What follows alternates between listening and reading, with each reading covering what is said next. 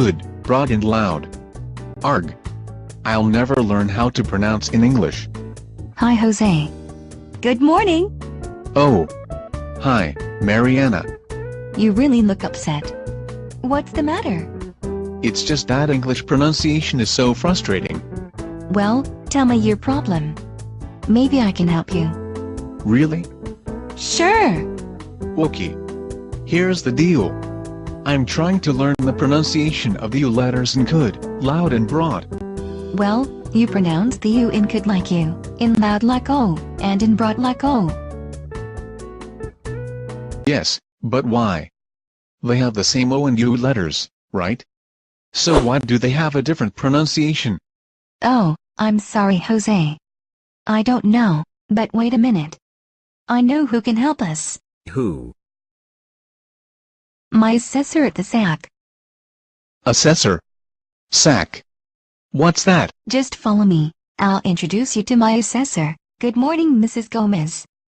Good morning, Mariana. How can I help you today? Well, this is my friend Jose. Hi, Jose. Nice to meet you. Hi, Mrs. Gomez. What's this place? It's the Self-Access Center.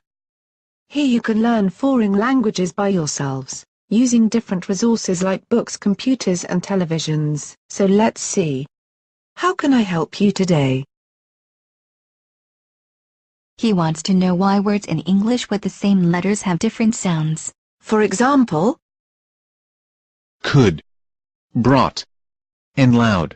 And quote, your mouth trouble. okay, Mariana. I get your point. Can you please explain us? Sure. Now, this history begins.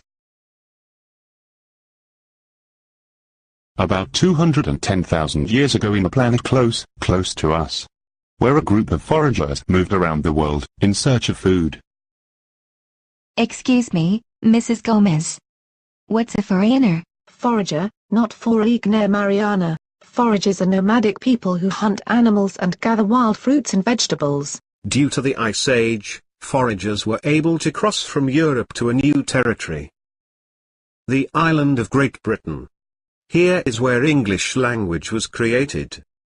Wait a minute. English language was created? Didn't these foreigners already spoke English? No, these foragers didn't speak English. They spoke an Indo-European language. Indo what? Indo-European language. It means that this is an ancient language that belongs to a family of languages that are spoken in Europe and India. Whoa, whoa, whoa. Hold your horses. A family of languages? Since when languages have a family? Since ever. Relax, kids. Jose, a family of languages is a group of languages that have similar words for certain things. For example, in English you say mother. In Spanish you say madre. In French you say mère. English, French, German, Spanish, Russian, Portuguese, Hindi, Bengali, Marathi, Italian and Punjabi are some of the languages related to the Indo-European family. It sounds silly. So now you are going to tell me that English has a mother or a father language? Well, not really. But there are two languages closely related to English. Frisian, a language spoken province of the Netherlands, has similarities with modern English. And Icelandic is also similar to English. Really? For example, in English you say apple. In Frisian you say apple. In English you pronounce books, in Frisian you say box. So, if foragers talked an Indo-European language, who created English? Well, English as you know it today had an evolutionary process. Now you are telling me that languages have evolutionary processes? What is this? Biology class? Believe it or not, languages change across successive generations, and English was transformed by the influence of other languages. And that's what makes that words with same letters have different pronunciations. Right? Excellent, Mariana. You've nailed it. I'm sorry. I don't get it. It's okay, Jose.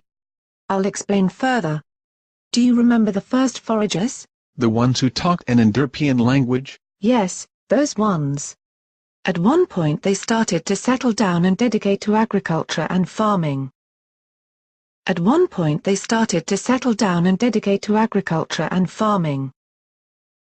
3 of these groups of people were the Maglemosians, Tardenosians, and Dasilians. Tardenoisians?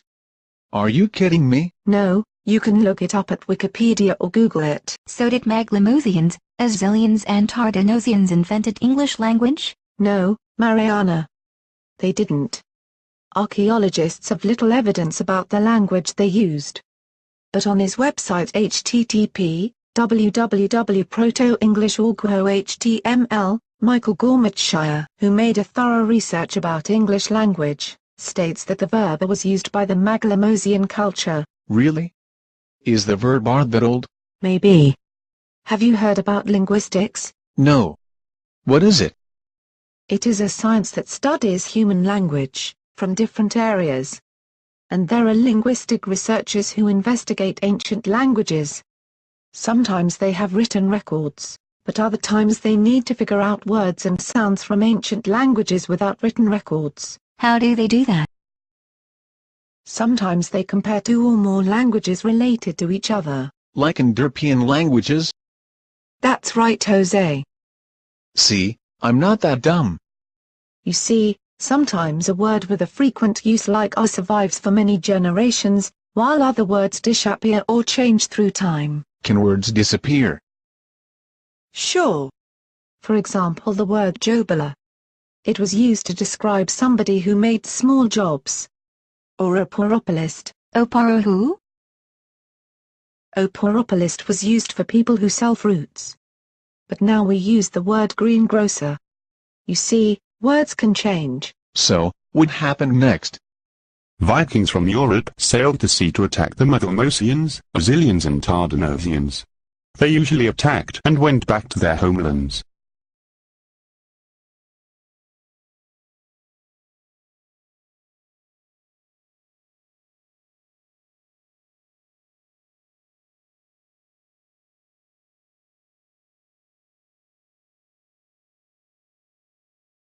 But sometimes, leaders of these tribes married their daughters to leaders of a Viking tribe to keep peace or make business.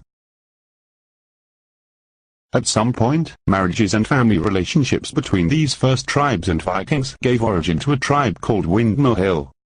This tribe built megalithic structures like Stakar and Yorkshire and Stonehenge. They are famous around the world.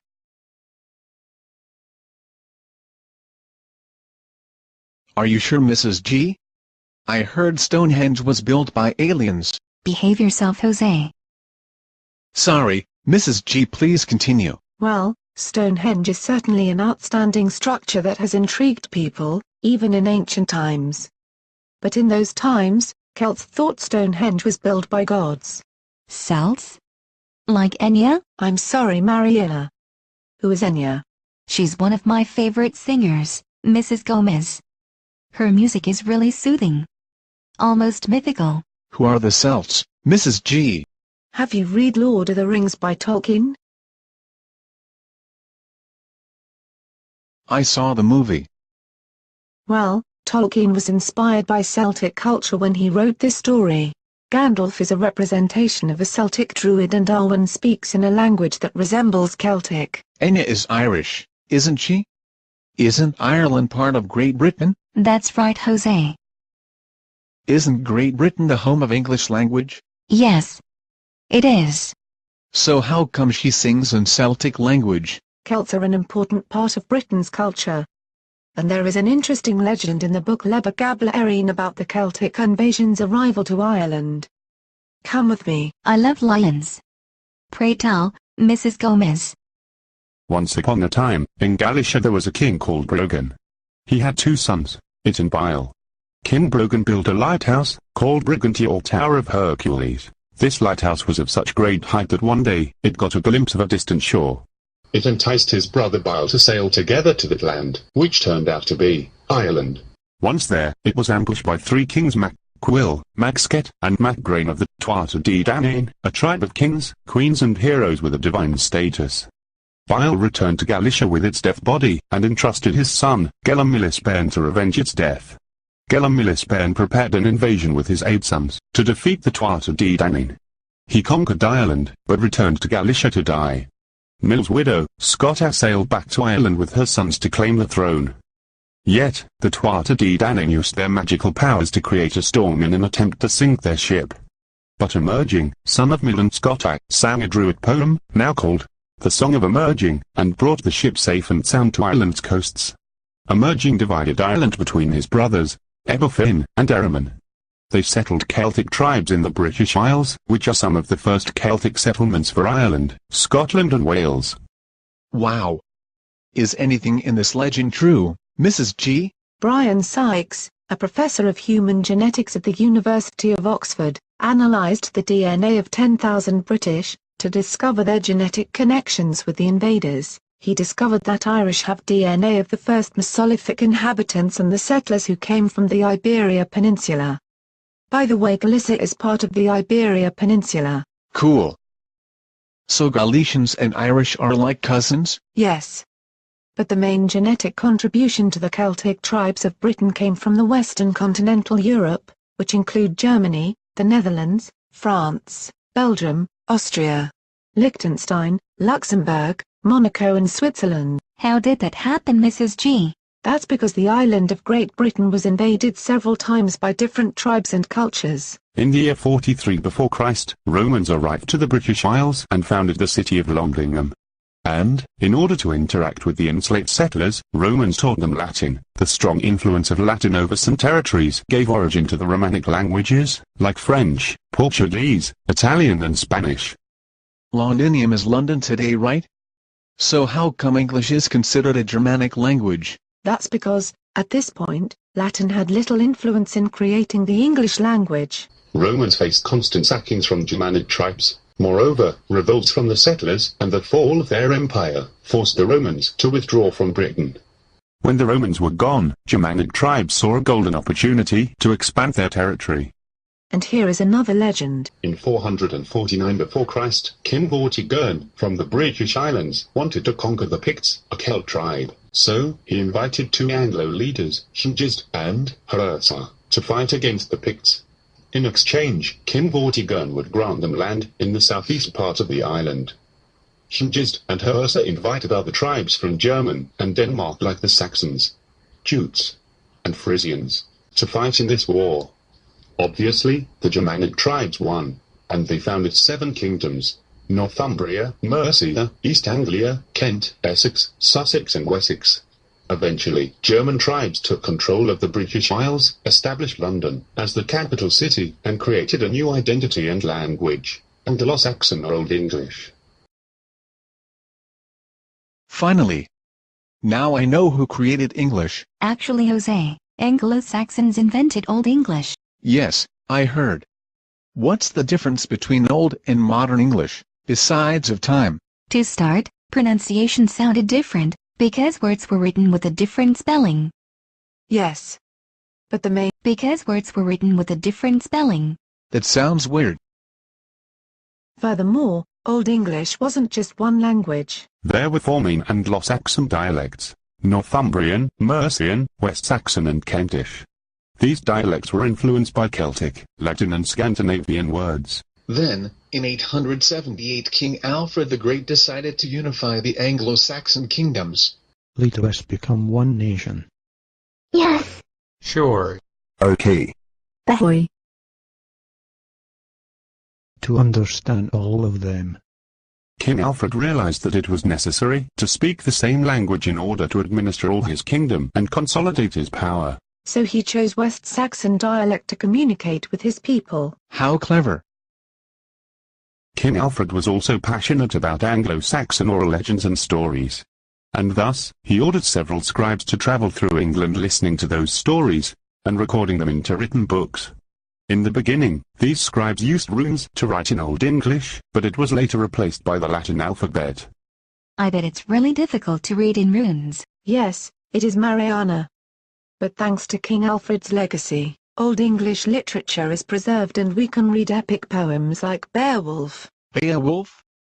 I saw an animated film with that same title, Mrs. G. It was about a king who had big problems with a monster who ate his soldiers during the night, and this warrior came and cut his arm.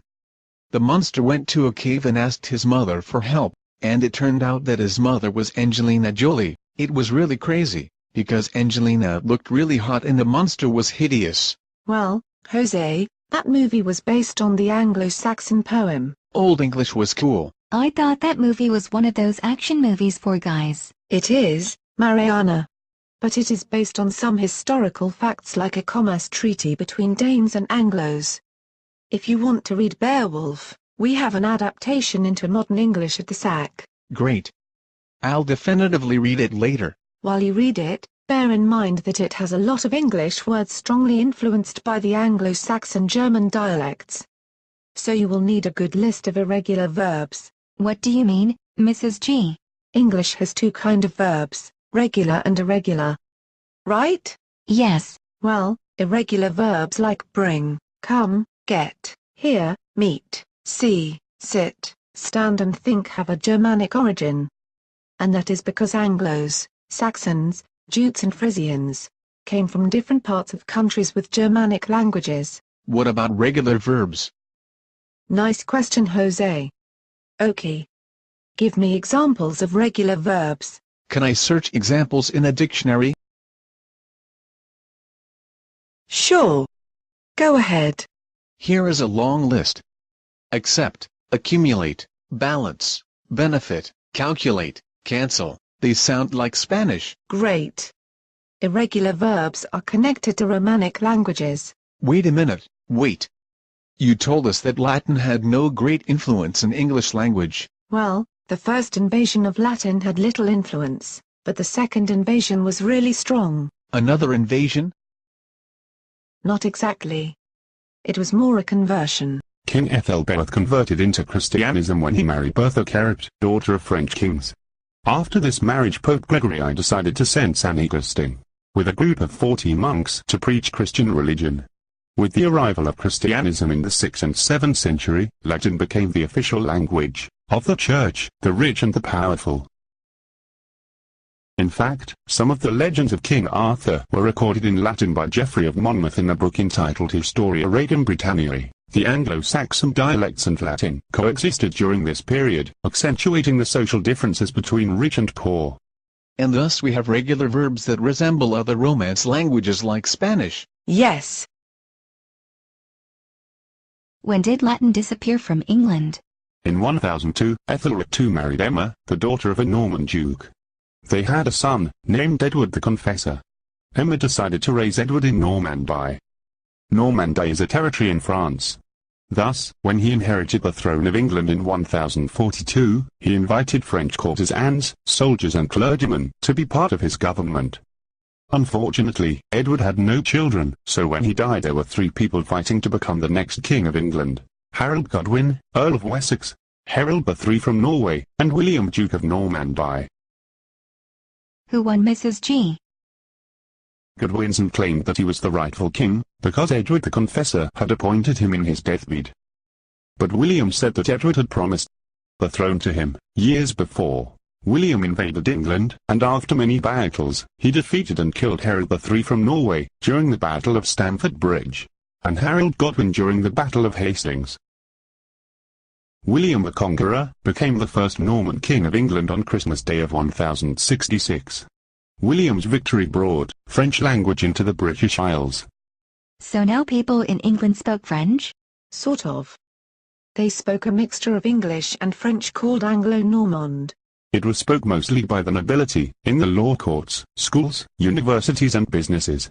This mixture of English and French derived into synonyms, that is, words with the same meaning. For example, chicken, poultry, pig, pork. Words in English like beautiful, cauldron, garden, castle, and fork are an evolution from the Anglo-Norman language that clearly resembles their French roots. This is a never-ending story. English people rarely spoke English. Take it easy, Jose.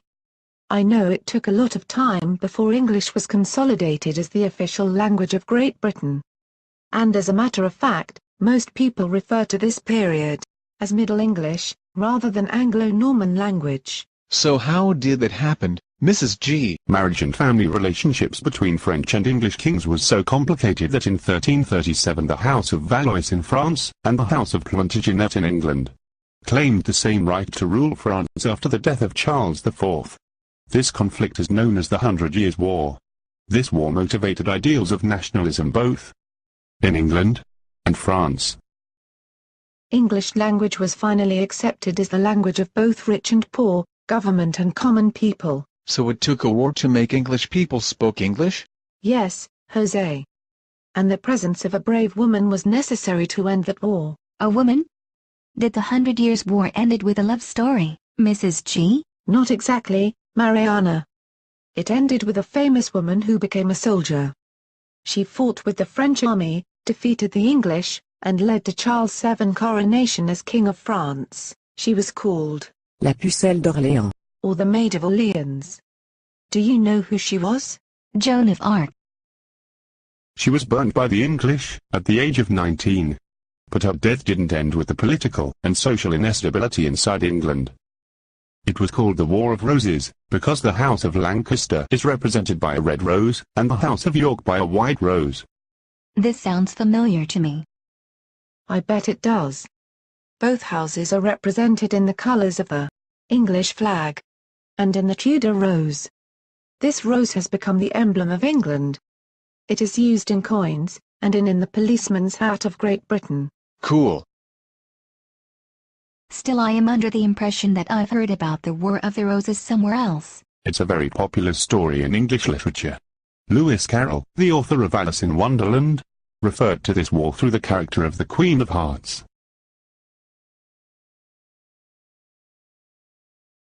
That's it!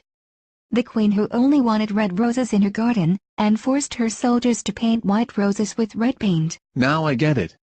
In Tim Burton's movie, Alice helps the White Queen defeat her sister, the Red Queen. Does it mean that the house with the white rose won the throne, Mrs. G?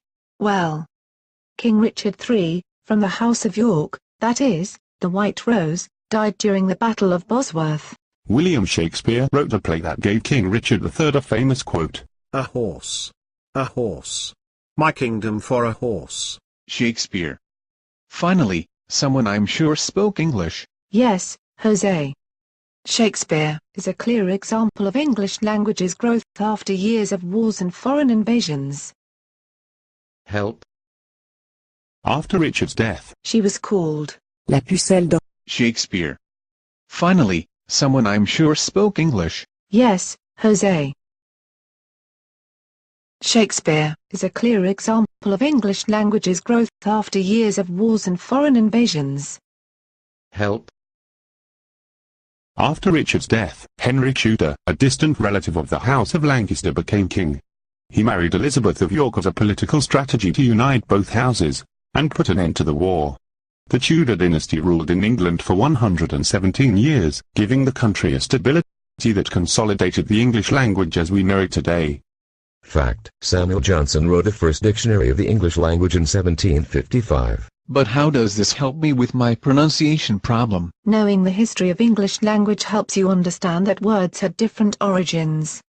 For example, Anglo-Saxon words that have the letters thorn and eth now have a th, like bay bath, moneth month, death, laugh loath, furia further, and lethia leather. Th sound is not a common sound for Spanish, and it's very common to mispronounce number 3 by saying tree.